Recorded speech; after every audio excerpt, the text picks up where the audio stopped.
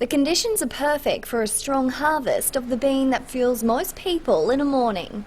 We did have a fantastic flowering last year, which means for a nice even maturity throughout all of the crop from top to bottom. So what that means is increased yields, and that's going to be more coffee in the pocket. With 50 tonnes expected to be harvested by the end of the month, management at Skybury Tropical Plantation say the majority would normally head across to Europe and Asia, but the changing trend for Aussies to have a caffeine fix has them looking to cater more for the domestic market. The production of a big healthy crop of coffee this year will help them keep up demand. This year having a full flush of maturity should mean more coffee. To make the most of production, Skybury used double cropping, a new technique where coffee trees grow between papaya, and they say they complement each other so much it's a match made in heaven. They bring out the best of each other.